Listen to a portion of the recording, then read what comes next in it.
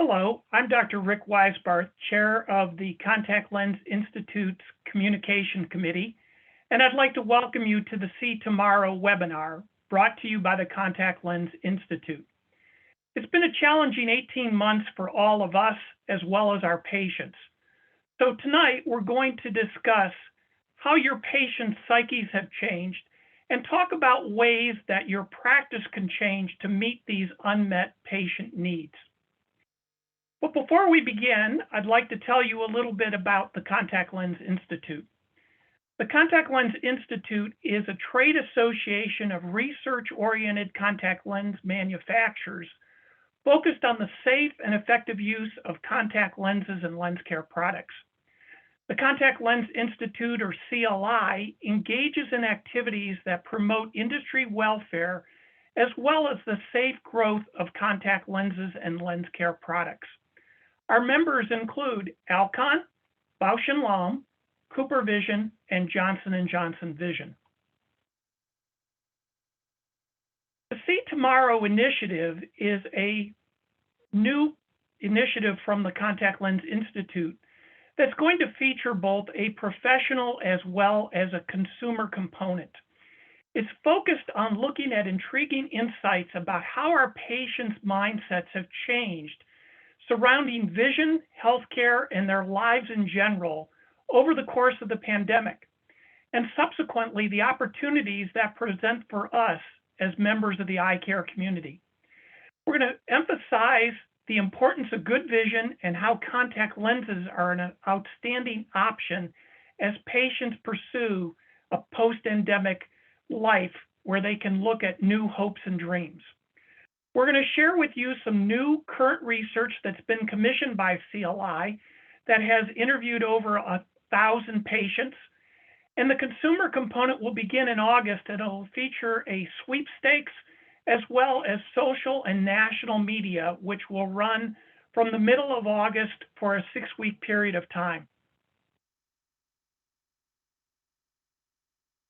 We have some visionaries who are 40 colleagues across the United States who are helping us kick off this program. These visionaries will serve as ambassadors to help spread the message to our colleagues as well as to consumers. So on behalf of all of us at CLI, I want to thank you and give a shout out to our visionaries. As far as tonight's event, we're going to explore this brand new research and what it means for your practice and your patients, and help them thrive as we move forward and see light at the end of the tunnel as far as the pandemic is concerned. We'll use this new CLI exclusive consumer data, and we have a human behavior expert, Colette Carlson, who will share insights to understand how our patients' perceptions and beliefs have changed, as well as how that can open doors to develop deeper relationships, improve patient outcomes, and greater practice loyalty. So what we're trying to do is create a win-win, a win for you, a win for your practice, and a win for our patients. So let's take a look at some of the research. All of this research can be found on our website, which is seetomorrownow.com. So we know that our patients have changed, and we know as a result of this research that post-pandemic patients want to have discussions more than ever. 73% of the U.S. adults who were surveyed want their healthcare professional to alert them to new information that could make their health even better. 70% want their healthcare professional to ask about their lifestyle, to probe and see what is unique about each and every individual.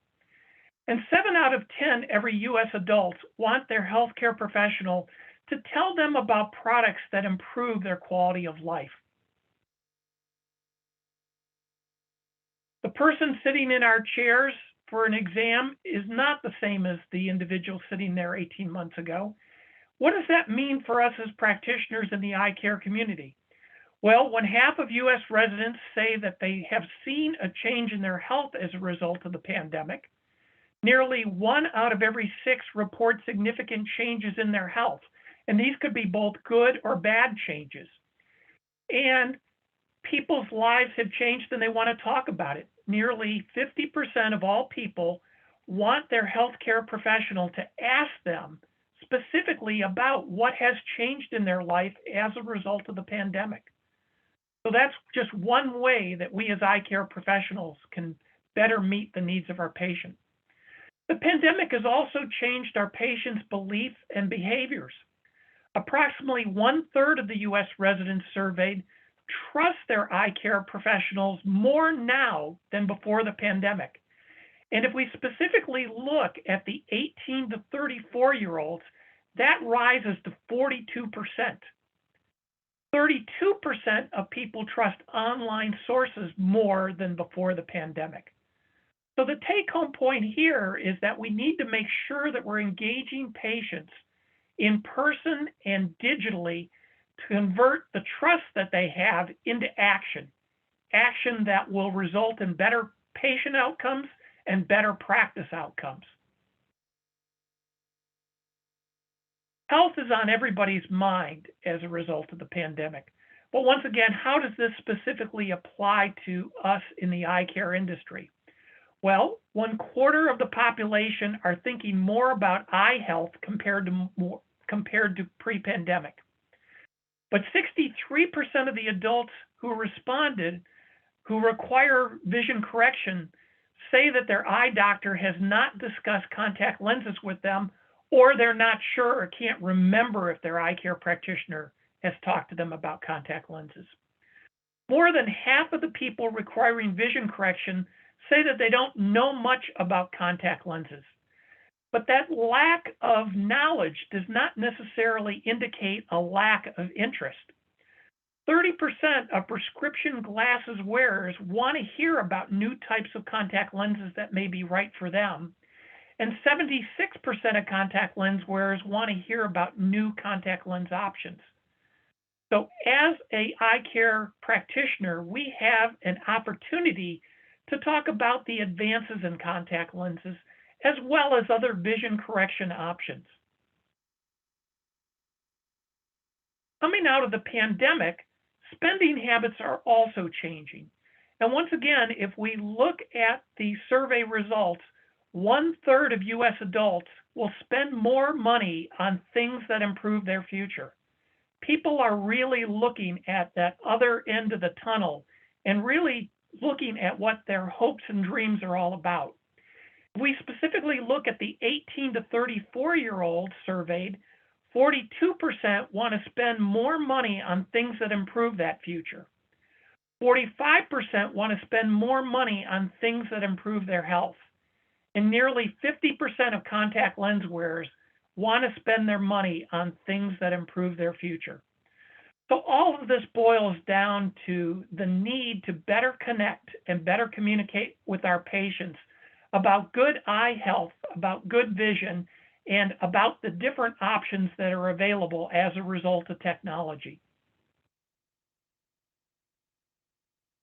It's now my pleasure to introduce Colette Carlson.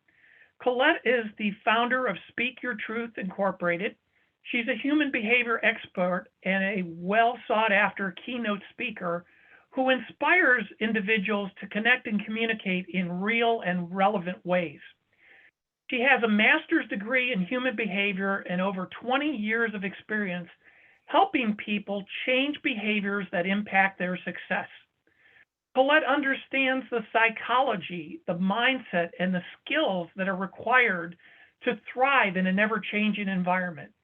And if we don't have an ever-changing environment now, I don't know when we ever will. So Colette, I'm going to turn it over to you to provide insights for us in terms of how we can better serve the needs of our patients as we move forward. Thank you.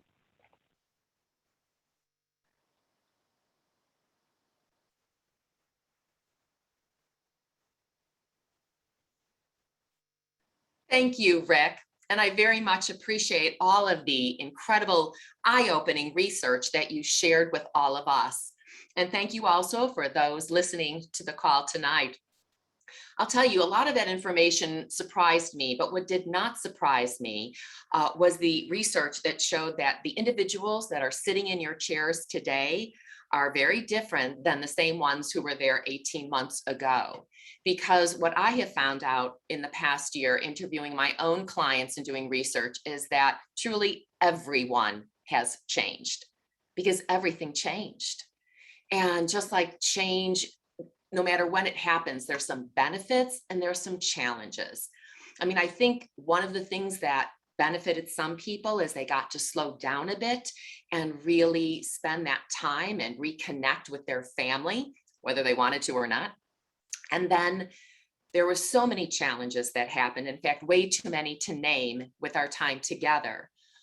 But with that said, the one thing that I believe has not changed is that your success moving forward as an eye care practitioner is truly in direct proportion to your ability to connect. In fact, even though I can't hear you, finish the sentence for me. You can say it out louder to yourself. People still want to work with and buy from people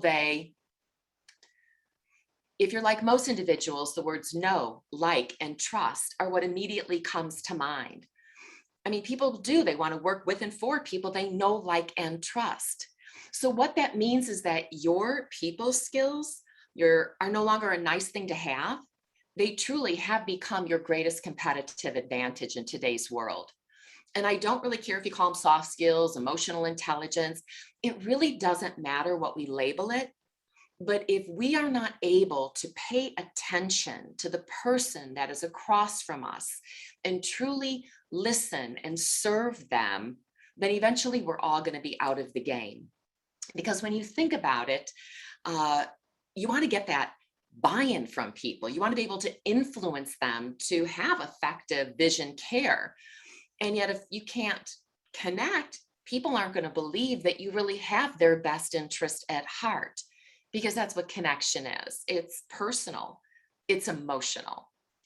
And with that said, it is getting harder and harder, I think, to connect. Do any of you agree with me? I mean, there's so many more distractions competing for people's attention spans. In fact, how many of you have stopped listening to me already? Keep it real. Also, the research shows us, this was out of Forbes more recently, but we've heard it before if you listen to any type of research about first impressions, is that people really only give you about 7 to 9 seconds before they decide if they like you, if they trust you, if they want to work with you, if they want to buy your products and services. And 9 seconds can go by so quickly. In fact, I have been speaking much longer than 7 to 9 seconds. Have all of you had an opportunity to form some kind of an impression about me?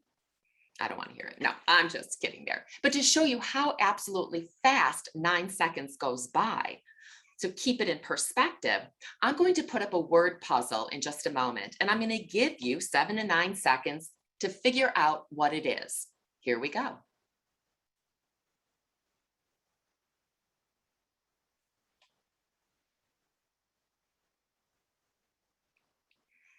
Anybody get it? Well, if you guessed connection, you're accurate.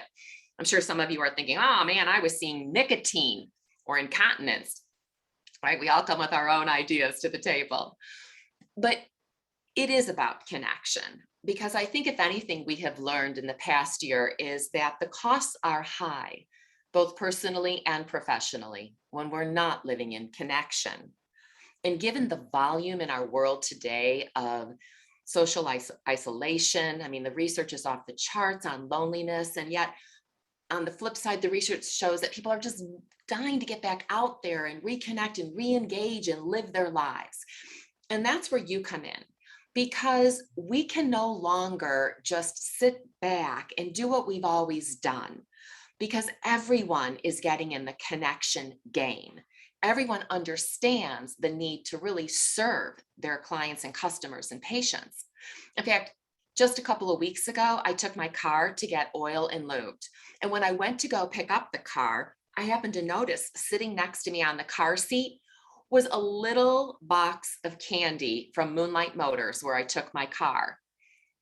Then the next day, I got a handwritten thank you note from an oil and lube place.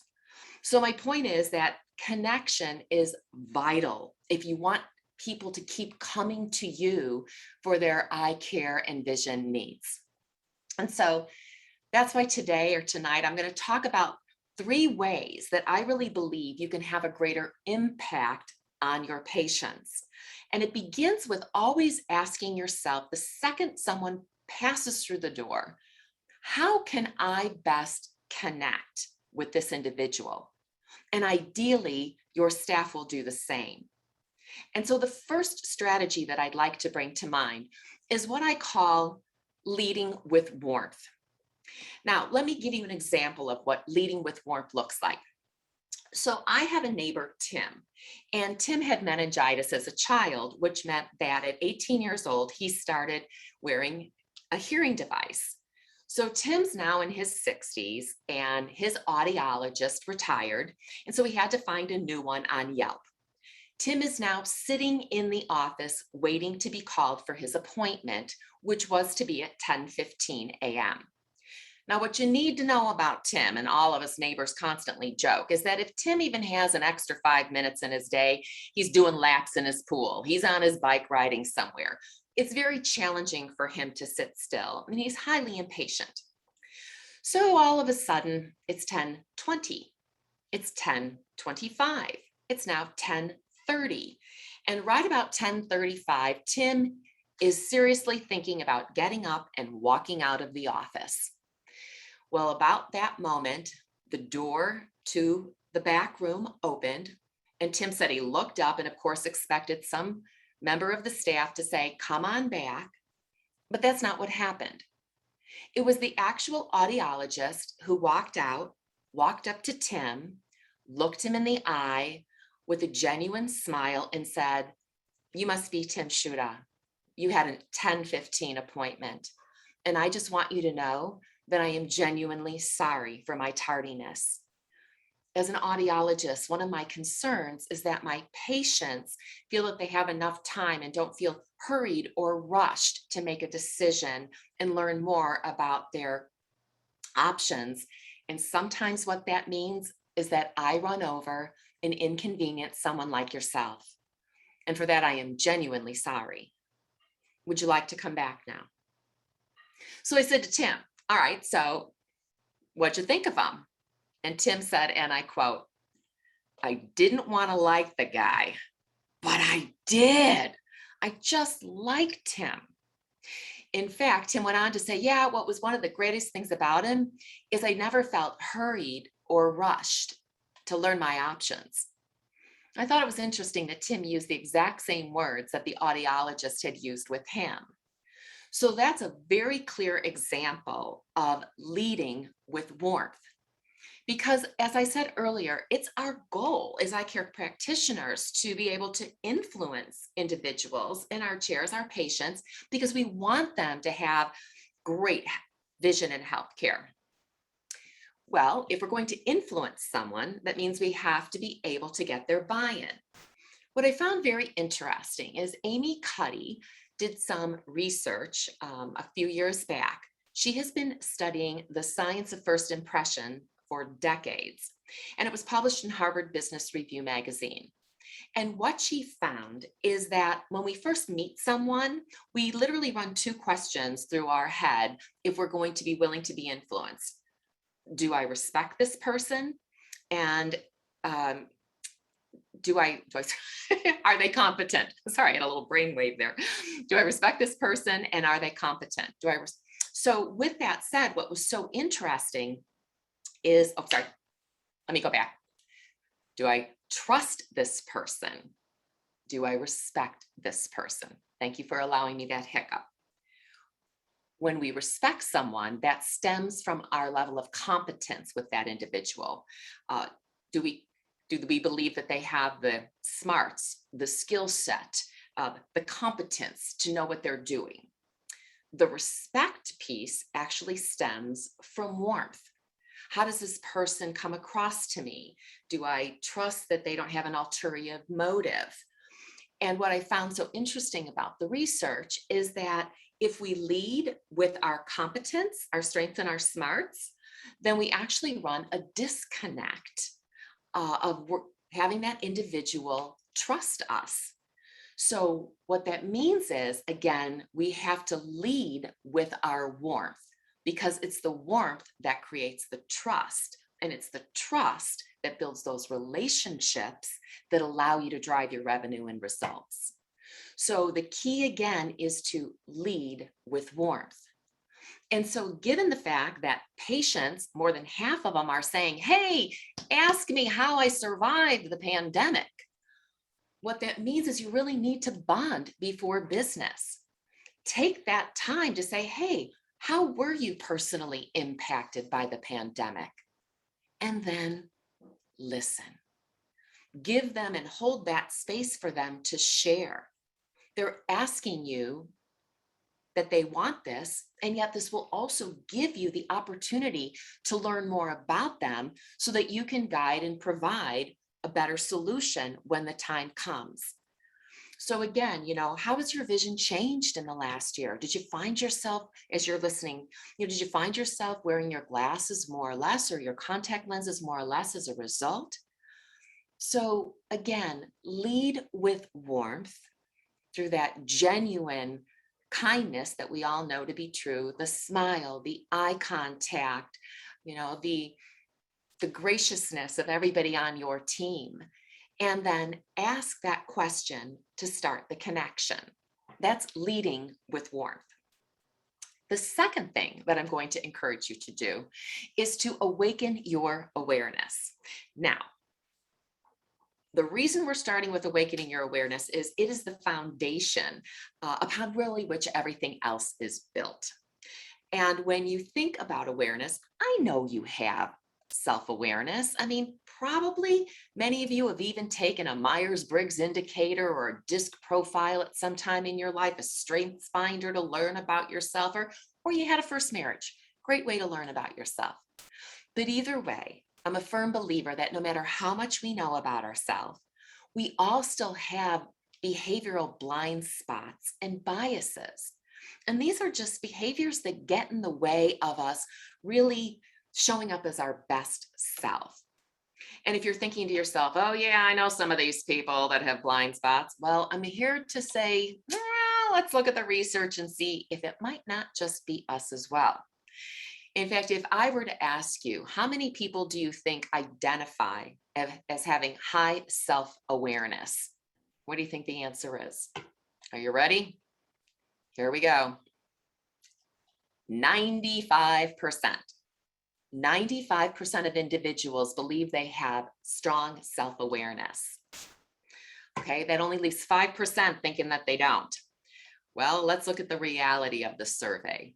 The research shows that individuals who actually meet the criteria for having both internal and external self-awareness, are you ready for the real numbers? 10 to 15%. Only 10 to 15% of us actually meet the criteria for both internal and external self-awareness. And now I am no math genius, but I can see the gap there. And so what that means is that all of us need to take a moment and really reflect on how we are coming across to the individuals that enter our eye care practitioner facilities and how we're spending time with our patients. Because here's the reality. People do not connect with who you think you are. They connect with the impact that you have on them. And again, the greater your awareness, the deeper the impact. So one way that I'd like you to awaken your awareness is when it comes to knowing your biases or your beliefs that actually may get in the way of a deeper, richer connection. I mean, after all, your patients have biases. I mean, many of them walk into your place, your practice, and they think to themselves, wearing contacts just means that I'm going to end up having dry eyes, or it's going to be a little bit uncomfortable. And so they may not even bring that up in conversation because they have a bias against it or belief about it. They may be a bit fearful that if they mention anything that is discomfort or that they're having an issue with, that you might take them out of contact lenses and they like wearing them, so they're not going to bring it up. So again, we all have things that get in the way of us really serving and connecting with another individual. So from your end, I'm going to ask you, if you're going to be honest with yourself, have you ever stopped yourself from sharing information with a patient based on what they looked like, dressed like, or what you anticipated they had in their pocketbook? Because if you are, you really aren't providing the best service that you can.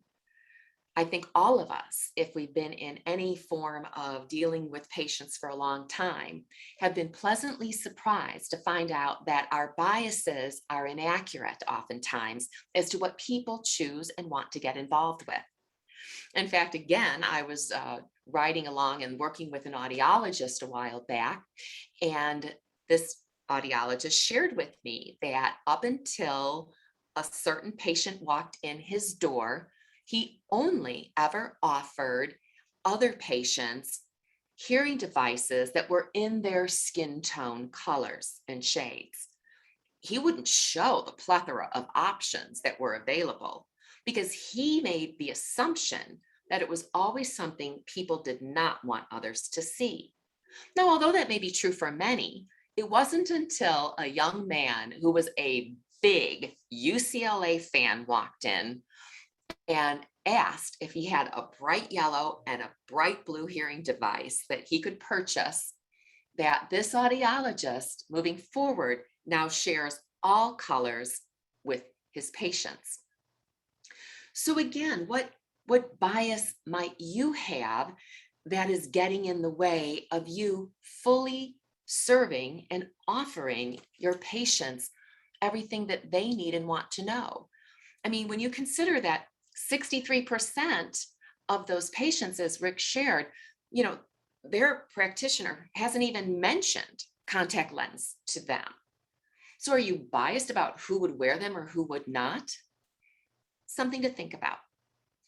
I also want you to think about your own bias when it comes to maybe sharing or suggesting contact lens options to your patients. Sometimes do you feel that when you're sharing information or new options or new products that you're being too salesy, you're being pushy perhaps? Well, I'm here to tell you that really it is about being a servant provider. It's serving, not selling. And I know this bias because I too had to overcome it. In fact, years ago, I can still remember I was in my early 20s and I was sitting in a headhunter's office, and they turned to me and said, "Hey, Colette, have you ever considered sales?" And I was like, "Absolutely not." I mean, geez, I said to him, the only thing I had ever sold before was Girl Scout cookies, and who could resist a Thin Mint? Well, the headhunter went on to say, "I don't know, I think you might actually have a knack for this. And if I could get you an interview with this gentleman named Tom Hopkins, who's a sales speaker, would you be interested in going out for this position? He's looking for a field sales rep, which would mean that you would travel the country delivering sales presentations to teams and pre-selling his seminar." And so, gosh, would you be up for the task? Well, I was single at the time, and I said yes, because, what else do you say when you have bills to pay? So I went home and I ended up then going directly to the store following, because this was pre-Amazon, and I bought Tom's book, How to Master the Art of Selling. And I read it cover to cover and looked for ways that in my previous career experience, it paralleled with some of the skills that they said were important to be a salesperson. And following, I went on the interview. One of the first questions I was asked was, "Well, Colette, tell me a little bit about yourself." And I said, "Well, I'll be happy to tell you anything you ever wanted to know about me, but here I am sitting with a sales guru, and I'm curious, what 3 skills do you think are vital to really be effective in today's world in this position? And then I listened. And when it came time for me to share my skill sets, what do you think I focused on? Yeah, I wasn't being manipulative. I was simply providing information based on the framework of what he had just told me was important to him. And again, I'm no genius. It's just simply that the book told me that sales was really nothing more than finding out what people needed or wanted or valued, and then doing your best to provide that service to them. And so when the interview I could tell was coming to a close, I said, well, based on everything that I've shared with you, do you think I possess the skill sets necessary to be an effective member of your team? Well, in a way, what was he going to say? I had just spoon fed him the information based on his needs. And so he looked at me and he said, well, yes. And I smiled really big and I said, well, great. Then when do I start? And he kind of chuckled and I said, well, forgive me for being so forward, but the one skill set I didn't have to date was demonstrating that I would be comfortable asking for the business. And so I wanted to prove to myself I could do it. And I just want you to know that in that moment, my heart was like, do, because I did not own that skill set and I was freaking out in the moment, but I did it anyway. And he said, you know what? I'll tell you what, you got the job. You'll start in Los Angeles in a couple of weeks. And I'll tell you that career completely changed the trajectory of my life. And I ended up going on to work for national sales trainer Brian Tracy, forgive me, Brian Tracy, and eventually became a national sales trainer for a division of US West. But the reason that I tell you that entire story is because the reason that I went on to become a number one salesperson never had anything to do with my being pushy or slimy or using any of the 42 different closing techniques that people recommended. It was strictly because I would stay present and really connect and ask those deeper, richer questions of individuals to help identify their need and then do my best to provide it to them.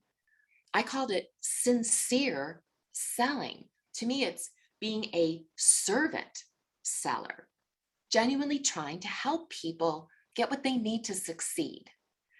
And so, with that said, I want you to keep in mind that your role as an audiologist is to find out what people need, want, and desire and give it to them. I mean, if your real goal is that when they leave your practice, that they are not only best served by you, but they are leaving with the best outcome for their future vision care and lifestyle.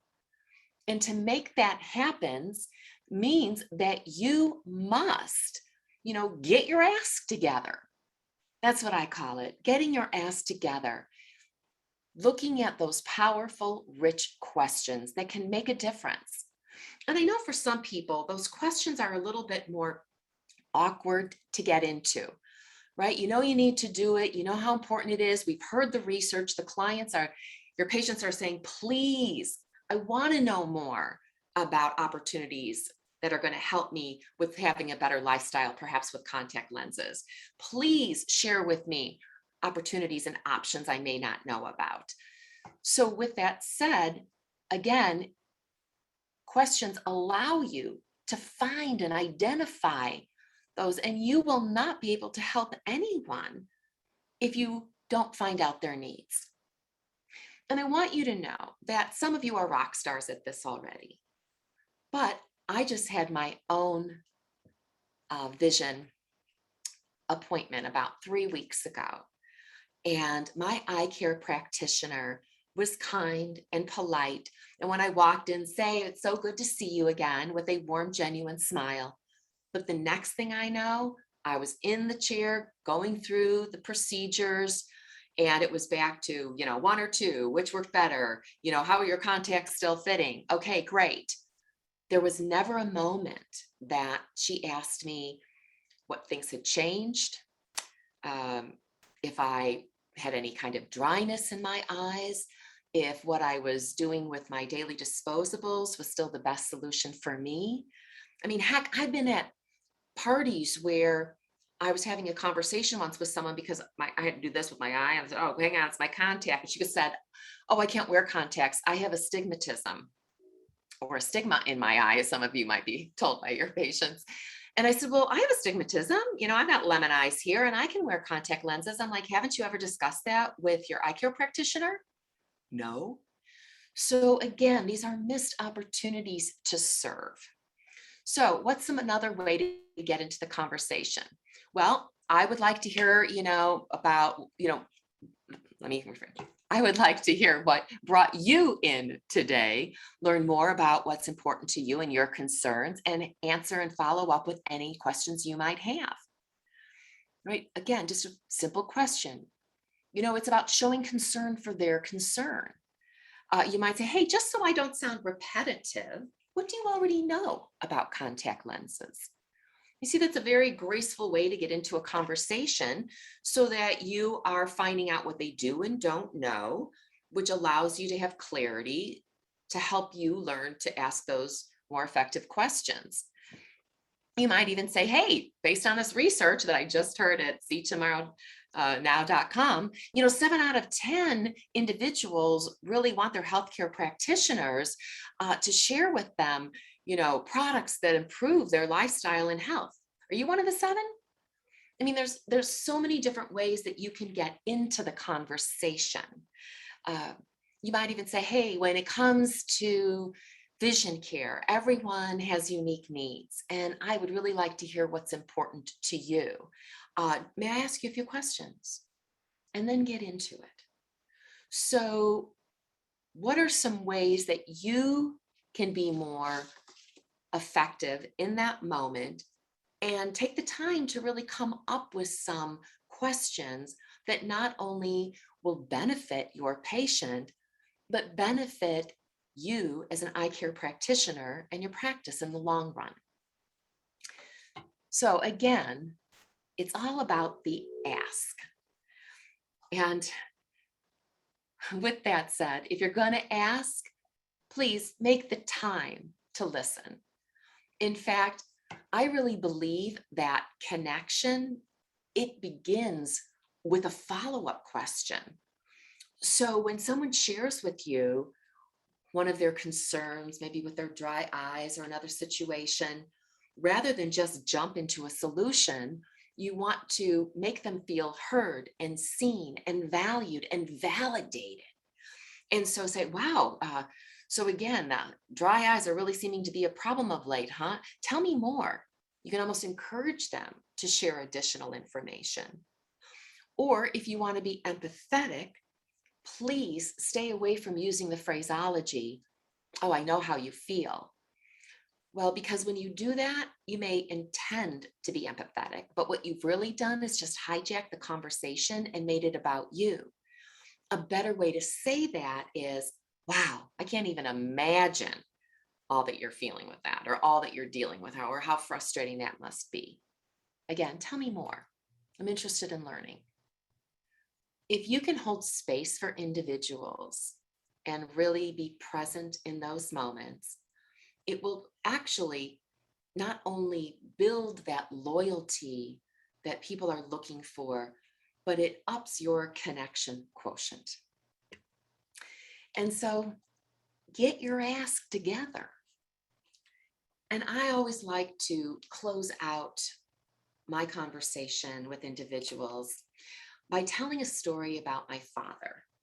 And the reason that I close with this particular story, which in a way has absolutely nothing to do with contact lenses or being an eye care practitioner, but it has everything to do with the power of connection, and how if you will just show up for others, hold space for them, ask, be present, lead with warmth, how you never know how it truly can change the direction of someone's life.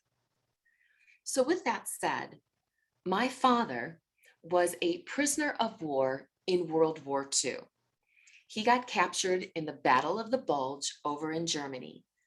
And if there's any service members listening on this call or their families, let me just say thank you for your service, no matter where you live in the world. We all show up to serve. Thank you. Now, if you know anything about that particular battle, there were over 80,000 service members that were either killed, captured, or wounded. And the elements, the cold, it was freezing, it was bitter, it was horrific. When my father was captured, he was brought to a German hospital and he was placed on the ground, and the doctors are down by his feet talking about amputation due to the gangrene and the frostbite that had set in. Now, I don't know about you, but that is some buzzkill news. But my father said in that moment, he was just so grateful to be in a hospital where there was the kindness from the doctors to even want to help him. And he was so grateful to be alive. And I really believe it was that gratitude and that presence that allowed him to not be down in a pity party for himself, but rather to notice this little 10-year-old boy that was walking by later that day. Turns out this kid's name was Peter. He was the cook's son in the hospital, and he was 10 years old. And my dad and Peter met eyes, and my dad smiled at that kid. And I know that smile. And I really believe it was that smile that made Peter feel safe enough, that my father was warm enough to come over and ask him for some help. He said, "Would you help me learn English?" And my dad nodded. And so they spent the rest of the day together on the floor doing just that. Well, later that evening, as a thank you, Peter snuck into the kitchen and he swiped a bottle of peppermint schnapps and gave it to my dad. And my dad drank the entire bottle. And because he was buzzed, he was able to massage his feet all night long through the pain.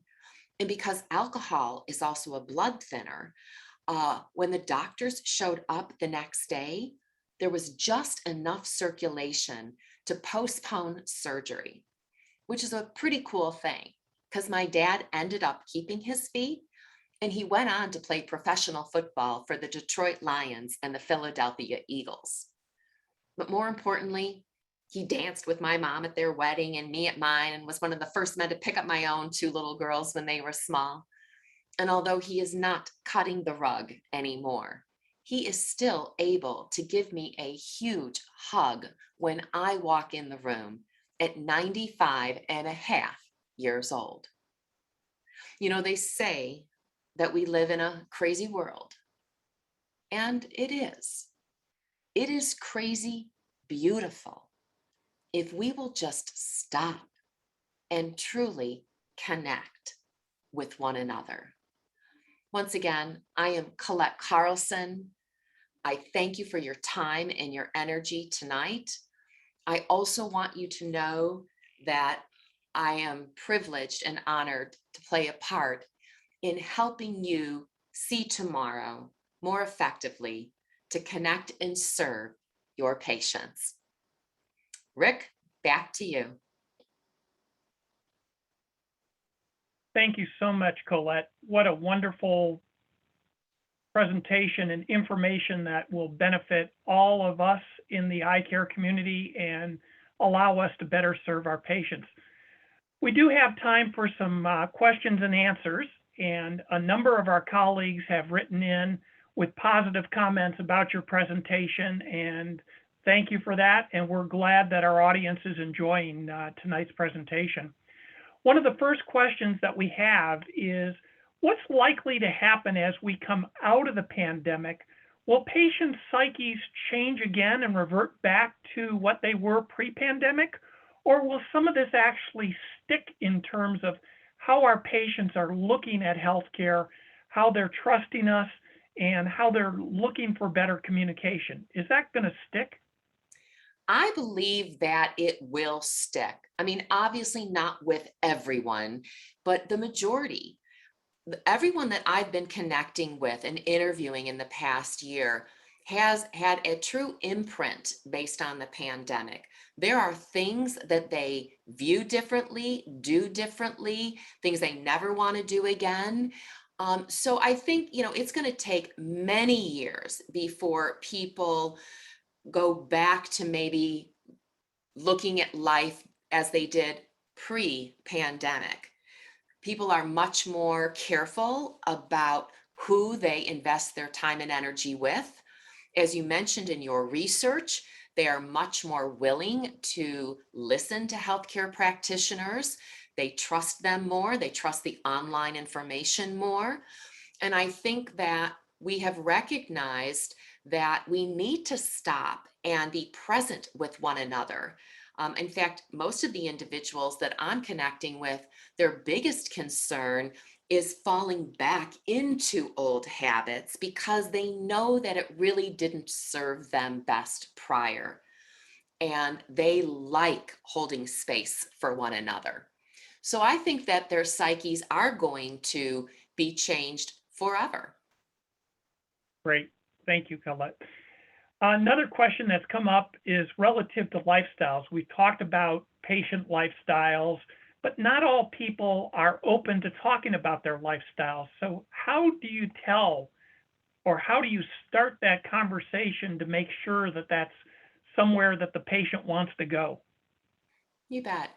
Well, again, I would just simply turn to the individual and say, it's really my goal today to make sure that when you walk out of here, that you have the absolute best vision care that supports you and your lifestyle. And so I need to know what that is. What do you like to do? What do you not like to do? Help me out here so that we can explore these opportunities together. Now, if somebody doesn't choose to respond to that, then that's their choice. And, you have to then just move forward. Maybe you can ask another question. Are you the type of person who likes to move during the day? You don't even have to label it exercise, but just like to move. Or how do you like to spend your weekends? That's another very generic way to learn more about how someone chooses to spend the time that they have available to them. You can learn a lot about whether they have a family, their hobbies, their interests, and then draw from there. So I think that people are genuinely interested in sharing information if you phrase the question in a way that makes it seem as if you are genuinely interested and something they like to talk about. Yeah, no, that's great insight, Colette. Thank you. I think a number of us as eye care practitioners are very uncomfortable with that whole concept of selling, as you mentioned. Mhm. And one of the questions that's come in is how can we convey to a patient that we're recommending the best care and the best products for them based on science and technology and not come across as that used car salesman? Yes, in that circumstance, it's a great question. And I would simply precede the answer by rephrasing that question to them. So, in other words, I might turn to the individual after I've gained some insight and said, would you be open to hearing a few recommendations based on what you have shared with me that I believe would benefit you as a patient? So, you just simply ask for permission to share, you know, or I had a patient that was similar, had a similar circumstance as you. Are you interested in hearing what they ended up choosing when it came to their healthcare? So you see, you get into the conversation by asking permission for them to share. And also keep in mind that stories, any story you can tell, whether it's your own or about another patient you had, stories are sticky. They go past the head and into the heart. Stories are 12 times more memorable than data. So when we can tell a story about a patient and how what they chose, let's say daily disposable, I'll just use it as an example. I had a patient that found that with their active lifestyle, the daily disposable were what most convenient because what that meant to them was, and then you kind of paint the picture. So that phraseology, here's the benefit, and what that means to you is, and then you paint the picture of how their life can be improved or validated based on what you've shared. So if you will come back to a place and remind yourself every moment that you are not selling, you are serving. So it only comes across as pushy if you're being pushy. Well, here's what you should do. Well, based on this, this is what I suggest. Versus, again, like I said earlier, are you interested in hearing what I would recommend based on what you shared with me? They say yes. Wonderful. Now you have permission to share. Very good. Very good. Another question is, although we've been discussing ways to connect better with our patients, is there anything that you'd recommend in terms of how we can build connections with our staff? Because ultimately, they are a reflection of us to our patients. And they oftentimes see the patients before we as eye care practitioners do. And oftentimes, patients love the staff maybe more so than they do us. So how do we build those connections with our staff? Absolutely. I'm going to encourage all of you to be what I call a human highlighter. A human highlighter is someone who makes time to catch their teams, their staff, doing something right and letting them know about it. So, for example, when I think of my first human highlighter in life, it was Ann Trejo. She was my first supervisor out of college. And Ann never missed an opportunity to catch me doing something right. And what was cool about it is her information, it was never generic. It was not like, hey, thanks, Colette, or that was really good. It was always very specific and genuine. So she might say something as detailed as, Colette, wow, I just overheard you on that call, and you really remained calm and composed considering what sounded like a very upsetting call. That really tremendously helps the service that we put out here. So I appreciate that. So I would encourage you, because the research shows that even though your staff says they want feedback, what they really want is appreciation. And in fact, 97% of people say that they do not even receive appreciation from their supervisors over the course of a week. So the research from Harvard also shows that if you can catch them in the act of doing what behavior you would like to see more of, it's more likely to be repeated versus if you try to correct behavior. So for example, let's say your staff, you watch them really greet the patient with a warm smile, or they happen to be on the phone with another patient and one walked in and you saw the gal go or the man go, and acknowledge that individual. Then as soon as that you have a moment, pull them inside and say, hey, you know what? I just want to give you props for the fact that you not only were on a phone call, but you made time to acknowledge that patient that walked in the room. And wow, that's what really makes people want to come back. Thank you for that. Trust me, you will see more of it. So that is just one way to build more engagement and connection and highlight what your teams and staff are doing right so that you'll get more of that behavior. Very good. Very good. Another question that's come in is relative to the whole See Tomorrow campaign. And our colleagues want to know how it's different from other marketing campaigns in the industry, such as Think About Your Eyes, Love Your Eyes. And the big difference is that the whole See Tomorrow is focusing on patients and how their mindsets have changed, as you've talked about, as we emerge from the pandemic. So we're looking at how the pandemic has impacted our patients, their beliefs, their perceptions. And that's different than other campaigns, which this dovetails with, because it's a known fact in our industry, Colette, that less than half of the American adult population has routine eye care. Wow. And that is surprising given that when we survey patients about what they fear most relative to their health, next to developing some type of cancer, losing their vision is the second biggest thing. So we're trying to capitalize, build on other campaigns that are out there. But See Tomorrow is specifically focusing on how the mindset and how the psyche have changed as a result of the pandemic. And as the statistics have shown, and as you pointed out, there's just tremendous opportunity for all of us to connect and communicate better with our patients and develop these skills, because long after the pandemic is gone, these are going to pay dividends in terms of delivering better patient and practice outcomes for years to come. So thank you for the information once again. Another question for you is, what top tip do you have for eye care practitioners to improve their communication skills?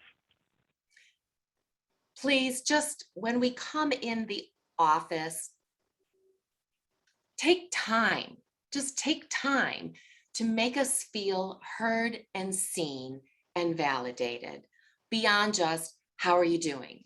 Jump in the chair, put this on, or you get shot with the glaucoma test. I always feel rushed when I am in an eye care practitioner's chair for the last 10 years. And I know you have patients and timelines and deadlines that you need to meet, but I will encourage you to just build in a little bit more time, even if it's just 5 minutes, to not get so back to back, so that you can make those that walk through your door feel like they are the only person in the world at that moment that you care about and are there to serve. And I guarantee you, you will connect. Great advice. I know you shared a number of stories about audiologists. I know that this is something that is true in every one of the healthcare professions. So it's not just eye care. The stories you did tell about your neighbor and the audiologist, I think, ring true to all of us. There is a saying amongst patients, first the eyes go, then the ears. So there definitely was a correlation there for me. With that said, we're out of time. I want to thank you on behalf of the Contact Lens Institute and the eye care community. We couldn't have asked for better information on how we can improve those patient and practice outcomes, how we can better connect, and how we can better communicate. One last thing before we go tonight, and that is the See Tomorrow campaign, as I mentioned earlier, is going to run for a number of weeks. We're starting with the eye care practitioner component tonight. And then starting in mid-August, we'll have the consumer component. And you have agreed to help us with that consumer component, doing some interviews, doing some social media. So I just wanted to point that out to my colleagues, that this campaign is going to continue on, and that the consumer part will have some sweepstakes. There'll be some daily prizes. So we ask our eye care practitioners to stay connected to the campaign. And the way that they can do so is by going to our website, seetomorrownow.com. And that will have information about the initiative as we continue to move forward. And it will hopefully change the way that we as an industry look at things and the way that eye care practitioners look at things. So once again, thank you, Colette, for helping us understand this better. Thank you to all our colleagues who've tuned in. And for those of you who know of individuals who were not able to join us tonight, a recording of our webinar will be on the seetomorrownow.com website. So if you know of colleagues that were not able to join, or you want to go back and re-listen, we greatly appreciate that, and you can do so by going to the website. So on behalf of all of us, thank you once again, Colette. Thank you to the audience, and we hope that everyone has a better tomorrow as a result of the information that you shared with us. Thank you.